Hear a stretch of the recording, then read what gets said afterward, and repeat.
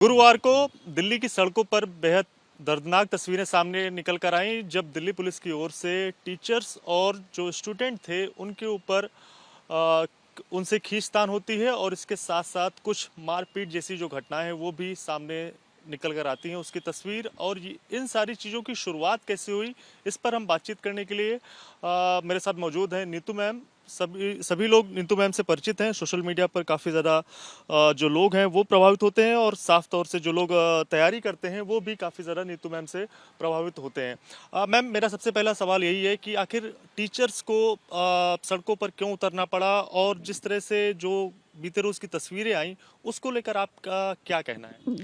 Sir, SSC के जो exams conduct हो रहे थे, डिफरेंट लेवल के एग्जाम्स थे जो टीसीएस कंडक्ट कर रही थी। टीसीएस से हम लोग को कुछ शिकायतें थी। ये 10, 12 और ग्रेजुएशन लेवल के जो एग्जाम्स है उनको सेम लेवल बना कर रख दिया था उन्होंने। उसके बाद वेटिंग लिस्ट नहीं था और मार्क्स टू ऑल दे देते थे। वो जिन क्वेश्चंस में गलतियां होती थी तो सब बच्चों को एक ही लेवल पे अगर ट्रीट कर देंगे आप तो कहीं ना कहीं जो अच्छे बच्चे हैं वो उनके साथ इनजस्टिस होता है। हम ये 3-4 मुद्दों पर लड़ाई लड़ रहे थे टीसीएस के अगेंस्ट और इसके खिलाफ हम लोग एसएससी में बार बार गए। एसएससी ने क्या किया, उन्होंने वेंडर चेंज कर दिया। अब आ गई एडिक्विटी। एडिक्विटी ऑलरेडी बदनाम है क्योंकि उन पर काफ़ी इल्ज़ाम लगे हुए हैं और एमपी के एग्ज़ाम्स में, जिसके बाद वो ब्लैक लिस्टेड भी हुई थी। अब जब एडिक्विटी आई है तो सर हम लोग जो एक बड़ी लड़ाई लड़ रहे थे, अब हम देख रहे हैं कि ना फैन है, ना पेन उपलब्ध है, ना कागज मिल रहा है उनको, रफ शीट। ऐसे ऐसे सेंटर्स है सर जो 1600-1200 किलोमीटर दूर दे दिए गए हैं बच्चों को और वहाँ पे जाने के साधन भी नहीं है क्योंकि कहीं पर ऐसी जगह पे है जहाँ पे खेतों के बीच में है। तो ऐसे कंडीशन में जब बच्चे वहाँ पहुँच भी रहे हैं तो या तो लेट पहुँच रहे हैं और अगर लेट भी पहुँच रहे हैं तो वहाँ पे एंट्री करने में उनको प्रॉब्लम हो रही है क्योंकि वहाँ पर बायोमेट्रिक नहीं चल रहा है।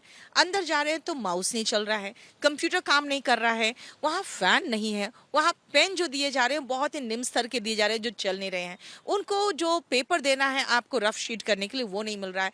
तो अब हम क्या है कि अब इस समय एक पेपर, एक माउस, एक पेन, एक प्रॉपर सर्वर, इसके लिए हम लड़ाई नहीं लड़ेंगे सर।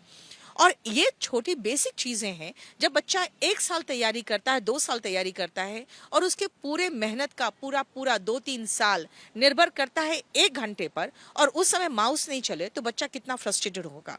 अगर बच्चा फ्रस्ट्रेट होकर हल्ला करता है तो उसको बाउंसर से पिटवाया जा रहा है।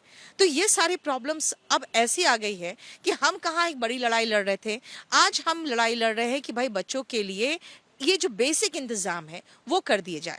इसके लिए हम जब एसएससी के चीफ से बार बार हमने उनको कहा है तो एसएससी के चीफ ने हाथ उठा दिया कि डीओपीटी का मामला है। डीओपीटी में कोई भी प्रॉपर तरीके से हमें कोई जवाब नहीं मिल रहा था। हम चाह रहे थे कि हम सिर्फ एक बार 5 मिनट के लिए मिनिस्टर हमसे मिल ले और 4 टीचर्स हम ज्ञापन देके आ जाए। लेकिन पहले पुलिस ने हमें रोका कि नहीं, आप आगे नहीं जा सकते। हमने कहा कि हम 4 टीचर जाएंगे, बाकी सब हम लोग यहीं रुकते हैं, सिर्फ 4 टीचर को आगे ले जाइए। वो उन्होंने कहा ठीक है, आप लोग रुकिए, हम आगे से पता करते हैं और परमिशन की कोशिश करते हैं। उन्होंने उतनी ही देर में पुलिस फोर्स बुलाया। पुलिस फोर्स जब आई है उन्होंने बहुत बुरी तरह से पहले तो जितने साइड में टीचर्स थे सबको बहुत तेजी से मारना शुरू किया और उन्होंने पूरा पुश कर दिया। इतनी बुरी तरह से पुश किया कि मैं लड़खड़ाते हुए मैं जाके दीवार पे, क्योंकि स्टैम्पिड लगा तो जो और ये भी रहेगा, ये सारी चीजें कहाँ पे हो रही थी, इसकी जगह बताइएगा और समय बताइए। ये पार्लियामेंट स्ट्रीट में हुई है। वहाँ पे एक हनुमान मंदिर है, आप देखोगे हनुमान मंदिर के जो दरवाजा है जब उसके तरफ, क्योंकि सब टीचर्स को चारों तरफ से घेर के मारा गया है, चारों तरफ से रस्सी लगा दी गई और जब मारना शुरू किया उन्होंने तो टीचर्स सब भागे। जब भागे तो एकदम स्टैम्पिड हुआ तो आपके सबसे पहला रिफ्लेक्स एक्शन होता है कि बचना है। बचने के लिए मैं दीवार से सटी तो वहीं पर गेट था मंदिर का। जब मैं घुस गई तो मैंने देखा कि अच्छा ये तो मंदिर है। एसएचओ साहब आए, कहते हैं कि आप हमारे रडार पे थे, आप कहाँ से बचोगे। उन्होंने सब टीचर्स को अच्छे से दौड़ा के पीटा है सबको। उन्होंने, पुलिस फोर्स ने सबको बस में भरा है, मुझे पकड़ के आपने देखा होगा बस में भरते हुए। और फिर उसके बाद वो 4 घंटा दिल्ली घुमाए हमें। कापसेड़ा बॉर्डर ले गए, उसके बाद हम लोगों को नजफगढ़ तरफ ले गए। जब 4 घंटे हो गए तो कुछ टीचर्स ने हल्ला मचाना शुरू किया कि भाई हम लोग को वॉशरूम तो जाने दो। और उसके बाद मेरा ब्लड प्रेशर डाउन होने लगा, मेरी तबीयत खराब होने लगी। इस बीच कुछ स्टूडेंट्स जो रास्ते में उनको पता चल गया किधर से निकल रही है बसें, उन्होंने हमें कुछ खाने पीने के लिए सामान दिया अंदर। और फिर इन लोगों ने देखा जब टीचर्स को वॉशरूम वगैरह जाने की बहुत ज़्यादा रिक्वायरमेंट पड़ गई, तो इन लोगों ने बस रोका है नजफगढ़ पुलिस स्टेशन पे। वहाँ पे हमें उतारा गया, रूम में बिठाया गया। बहुत ही इनहैबिटेबल रूम था, फैन नहीं था, कुछ भी नहीं था बैठने के लिए, दरी बिछा दिया गया, सब लोग इसी में बैठिए। 4 साढ़े 4 घंटा हम वहाँ बैठे हैं। 3 4 बार हमारा अटेंडेंस लिया गया, हमारे फ़ोन नंबर, हमारे आधार कार्ड सब कुछ लिए गए, और उसके बाद रात को 8:30 बजे हमें वार्निंग के साथ छोड़ा गया। लेकिन आज दोपहर तक फिर पता चला कि हम लोग के खिलाफ एफआईआर हो गया है। मेरा अगला सवाल इसी से जुड़ा हुआ था। आप लोग जो छात्रों की मांग के लेकर, जो छात्रों की समस्याएं थी, उसको लेकर आप डीओपीटी से मिलना चाहते थे, अब दूसरी तरफ एफआईआर हो गई है। इससे कैसे आप निकलेंगी, और आगे आपकी जो लड़ाई है वो क्या रहेगी? देखिए, हमारे बच्चों की भी पिटाई हो रही है। जब वो हल्ला मचाते हैं कि माउस नहीं चल रहा है, तो वहाँ सेंटर्स पे बाउंसर्स है जो उनको पीट दे रहे हैं। हम भी मार खा रहे हैं। हमारा कहना है कि हम सरकारी ऑफिसर्स बनाते हैं जो सरकार के नक्श बिल्कुल जो उनके डायरेक्शंस होते हैं उन पर चलते हैं। हम सरकार के खिलाफ तो काम करवा ही नहीं सकते, क्योंकि हमारे इंटरव्यू सेशन में भी यही हम लोग सिखाते हैं कि भाई आप जब भी इंटरव्यू दे रहे हैं तो इंटरव्यू में किसी भी मामले में आप सरकार के खिलाफ नहीं बोल सकते, क्योंकि आप सरकारी नौकर बनने जा रहे हैं। तो हम कभी बच्चों को सरकार के खिलाफ तो करना ही नहीं चाहते। हम नहीं चाहते थे कि बच्चे आंदोलन करें, क्योंकि बच्चे अगर आंदोलन करेंगे तो ह्यूज संख्या में आएंगे। हमने 30 40 टीचर्स इसीलिए हमने, और उसके बाद है कि पूरे भारतवर्ष से टीचर आए हम लोग को सपोर्ट करने के लिए।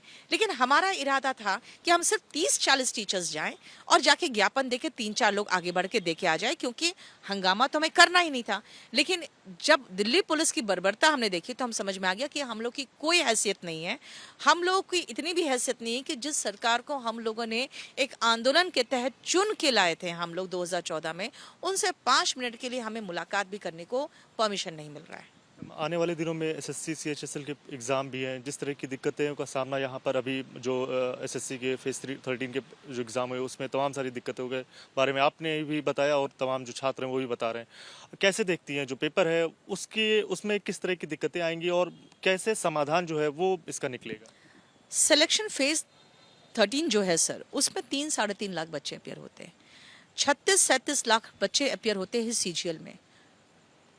36 लाख स्टूडेंट्स अपियर होते हैं सीजीएल में, और वैसे ही भारी संख्या में 40 लाख से ऊपर बच्चे अपियर होते हैं सीएचएसएल में। मेरा कहना है जब आप 3 लाख नहीं संभाल पा रहे हो तो 30 लाख कैसे संभालोगे? और ये बिल्कुल पॉसिबल ही नहीं है एक डिक्वेटी के लिए।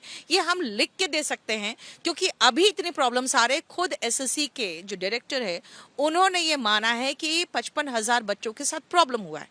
अब आप सोच सकते हैं कि जो अभी 55,000 बच्चे मान रहे हैं कि उनके साथ प्रॉब्लम हुआ है, इसका मतलब है कि 3 में से करीबन 1 लाख बच्चों के साथ प्रॉब्लम हुआ है। तो बाकी अब ये कहाँ से संभाल पाएंगे 36 लाख बच्चे? इसीलिए प्रॉब्लम तो होगा, और जबरदस्त प्रॉब्लम होगा, और इसका हम पहले से ही आगाह कर देना चाह रहे हैं सरकार को कि इस चीज़ में तुरंत इमीडिएट स्टेप लें, अदरवाइज माहौल बहुत बुरा होगा और बच्चे जो है, जो युवा है, वो बहुत फ्रस्ट्रेट होंगे। बीते रोज़ भी जंतर मंतर पर तमाम जो स्टूडेंट हैं एसएससी से की तैयारी करते हैं या फिर रेलवे की तैयारी करते हैं, वो जंतर मंतर पर पहुंचे, उन्हें वहां से हटा दिया गया। शाम को 5 बजे के समय का हवाला दिया गया। आज भी दोपहर में तस्वीरें निकल कर आई और छात्र अचानक से जंतर मंतर पर पहुंचते हैं। फिर कमोबेश कुछ इसी तरह की स्थिति हुई, छात्रों को समझा बुझाकर पुलिस ने वहां से हटा दिया। तो क्या ये जो प्रोटेस्ट है ये बड़ा रूप लेगा? टीचर्स भी क्या अपना सपोर्ट जो है वो छात्रों को देंगे, या टीचर्स और स्टूडेंट मिलकर एक बड़ा आंदोलन करेंगे? किस तरह से ये जो लड़ाई है वो लड़ी जाएगी? सर, हम आंदोलन करना नहीं चाह रहे हैं। हम बच्चों को कोई भी इंस्ट्रक्शन नहीं दे रहे हैं, क्योंकि हम नहीं चाह रहे बच्चे जुड़े। बच्चे खुद आ जा रहे हैं, क्योंकि उन लोग खुद फ्रस्ट्रेट हो रहे हैं हम लोग को देख के कि जब हम लोग के साथ ऐसा ट्रीटमेंट हो रहा है तो वो समझ रहे हैं कि इसका मतलब है उनको कोई नतीजा नहीं मिलने वाला। तो वो खुद आ जा रहे हैं। कल तो उन्हें उठा दिया गया, आज उन्हें उनमें से कई ऐसे लोग थे जो बाहर से आए हुए टीचर्स थे, जिनको हम लोग कुछ भी रिस्पॉन्ड नहीं कर पा रहे, क्योंकि हमें खुद नहीं पता कि करना क्या है। तो वो जाके वहां पे देखे तो देखते हैं वहां पे करीबन 200 300 बच्चे बैठे हुए थे। 3:30 बजे, देखिए 5 बजे का समय है, 3:30 बजे उन लोगों को खदेड़ के वहां से भगाया गया है, और बहुत सारे टीचर्स को डिटेन करके जाके नरेला बॉर्डर छोड़ा गया है। तो उन टीचर्स की उतनी ज़्यादा खासी आवाज़ नहीं है, क्योंकि वो ऑफलाइन के टीचर्स हैं, और ऑनलाइन के भी है जो वैसे उतने फेमस टीचर्स नहीं हैं। तो उनके साथ आज वही हुआ है जो हमारे साथ हुआ था। आज उनको नरेला बॉर्डर छोड़ा गया है। तो ये चीज़ें सर, बात क्या है कि बच्चे अभी उन लोग जो ऑर्गेनाइज्ड नहीं है। डिसऑर्गेनाइज्ड मूवमेंट चल रहा है। हम नहीं चाहते हैं कि ऐसा कोई मूवमेंट चले। अगर हमें 5 मिनट के लिए मिलने दे दिया जाए, हम ज्ञापन दे दें। और चाहती हैं मैम कि मतलब मुलाकात आपकी डीओपीटी मिनिस्टर से हो जाए, मंत्री जी से हो जाए? सर कि हम लोग की मुलाकात 3 से 4 टीचर की मुलाकात 5 मिनट के लिए डीओपीटी मिनिस्टर से करा दिया जाए। वो 1 महीना 2 महीना और जो एग्जाम होने वाला है 13 अगस्त से सीजीएल का, उसको एक्सटेंड कर दे, क्योंकि उसके पहले स्टेनो का एग्जाम होने वाला है। उसे एक्सटेंड कर दे और एक्सटेंड करके पूरा प्रॉपर मैनेजमेंट कर ले, जो प्रॉब्लम से उसको सॉर्ट आउट कर ले। बच्चे आराम से बैठ के पढ़ते रहेंगे, हमें कोई ऑब्जेक्शन नहीं अगर आप 2 महीना बाद भी एग्जाम लोगे, लेकिन कम से कम प्रॉब्लम तो सुन लीजिए। प्रॉब्लम की बात पर ही आते हैं। प्रॉब्लम क्या क्या है, किस किस तरह की दिक्कतें हैं जो हैं, आपने बताई ही। और मुख्य अगर बात की जाए तो कौन कौन सी समस्याएं, अगर आप संख्या में बता सकें, 2 3 4 5 कौन कौन सी हैं जो आप मंत्री तक पहुंचाना चाहती हैं? सबसे पहले एडिक्विटी जो है वो ब्लैक लिस्टेड है। एमपी में जो प्रॉब्लम्स हुए थे, जो घोटाले हुए थे, भर्ती घोटाले थे, उसमें उनका नाम गलत तरीके से आया था और वो ब्लैक लिस्टेड है, पहली चीज। दूसरी बात है, एडिक्विटी के पास प्रॉपर इंफ्रास्ट्रक्चर नहीं है। माउस, पेन, पेपर, इन सब के लिए भी लड़ाई लड़नी पड़ रही है। और इनके जो सेंटर्स है वो बहुत ही रिमोटेस्ट एरिया में है, जहां पर बच्चे पहुंच नहीं पा रहे हैं।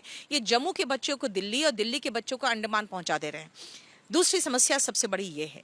तीसरी समस्या ये है कि क्वेश्चन बैंक जो है, इनको खुद नहीं पता है क्वेश्चन बैंक कैसे बनाना है। एक दिन का जो एग्जाम के पेपर का 70% क्वेश्चन नेक्स्ट एग्जाम में नेक्स्ट डे रिपीट हो गया। और जब डायरेक्टर साहब से पूछा जा रहा है हमारे टीचर के द्वारा, तो उनका कहना है कि अच्छी बात है ना, सेम क्वेश्चन आ गया तो आप लोग गेस नहीं कर पाए होगे कि क्वेश्चन रिपीट हो जाएगा।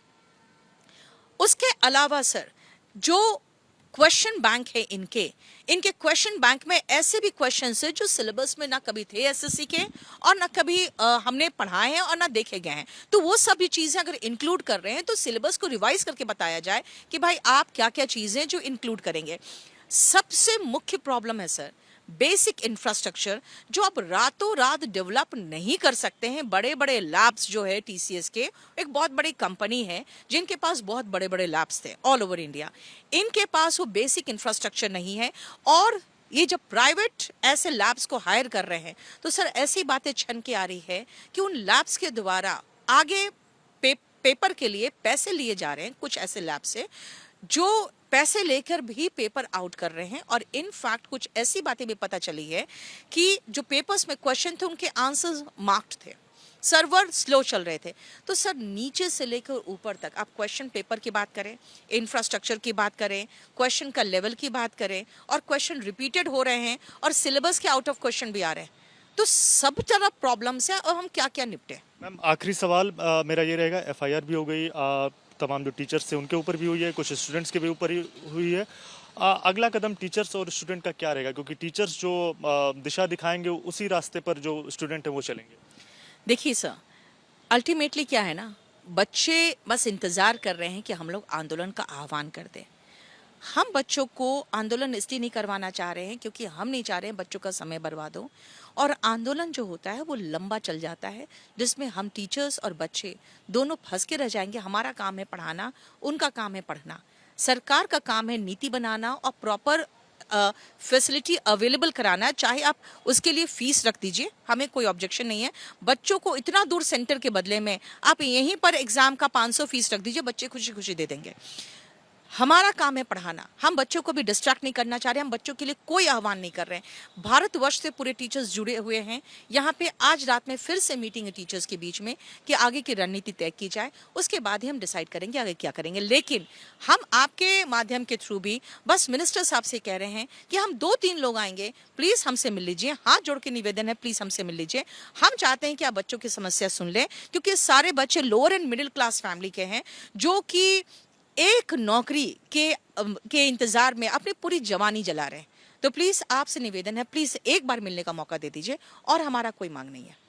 शुक्रिया बात करने के लिए। तो नीतू मैम को आपने सुना, जिनका साफ तौर से यही कहना, एक तरह से कहा जाए तो उनकी तरफ से गुहार लगाई जा रही है तमाम छात्रों की तरफ से, टीचर्स की तरफ से, कि मंत्री महोदय की तरफ से उन्हें समय दिया जाए। जो छात्रों को दिक्कतें खासकर एग्जाम के समय हो रही हैं उसको लेकर वो मंत्री से समय मांग रही हैं। और देखने वाली बात हुई कि टीचर्स और जो छात्रों का अगला कदम क्या होता है, और वहीं दूसरी तरफ सरकार का इस पूरे मामले पर रुख क्या रहता है।